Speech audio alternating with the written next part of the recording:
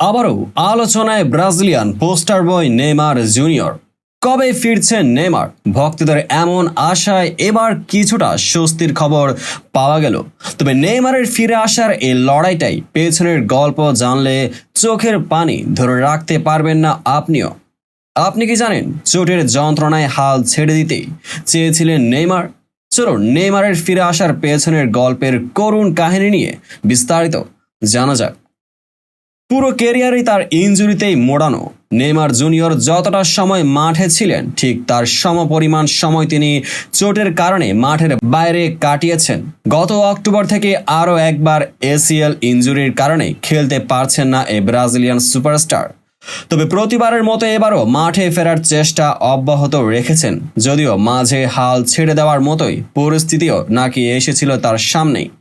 সামাজিক যোগাযোগ মাধ্যম ইনস্টাগ্রামের স্টোরিতে দেওয়া এক পোস্টে এই তথ্য জানিয়েছেন সাবেক এই বার্সেলোনা ও পিএসজি ফরওয়ার্ড। চোট পুনর্বাসনে মাঝে মধ্যে কতটা কঠিন সময় পার করেছেন সেটি জানিয়ে নেইমার বলেন, এই চোটে পড়ার পর এমনও অনেক দিন গেছে যখন খুব কঠিন সময় কেটেছে। এমন কিছুদিন যখন আমি হাল ছেড়ে দিতে চেয়েছি। এই সব কিছুর মধ্য দিয়ে যাওয়া কঠিন, তবে পরক্ষণে আবার নিজের কঠিন এ লড়াই জয় করার বার্তাও দেন আল হিলাল তারকা। কিন্তু এখানে এমন একজন যোদ্ধা আছে, আমি যা চাই তা না পাওয়া পর্যন্ত যে থামবে না। সৃষ্টিকর্তায় আমার শক্তি ও আশ্রয়। আমরা প্রতিদিন লড়াই চালিয়ে যাব। এবার আগে 2023 সালের অক্টোবরের দক্ষিণ আমেরিকা অঞ্চলের বিশ্বকাপ বাছে উরুগুয়ের বিপক্ষে হাঁটুতে আঘাত পান নেইমার। তিনি কাঁদতে কাঁদতে সেদিন স্ট্রেচারে মাঠ ছেড়েছিলেন। গত জুন জুলাই যুক্তরাষ্ট্রে অনুষ্ঠিত কোপা আমেরিকায়ও ব্রাজিলের হয়ে খেলতে পারেননি নেইমার। তবে সতীর্থদের খেলা দেখেন তিনি গ্যালারিতে বসেই। তবে সেপ্টেম্বরে তিনি মাঠে ফিরবেন বলে আশার কথা শুনিয়েছেন Al Hilal coach Jorge Jesus. প্রসঙ্গত, চোটে পড়ার আগে ওই বছরের আগস্টে পিএসজি থেকে আল হিলালে যোগ দেন নেইমার।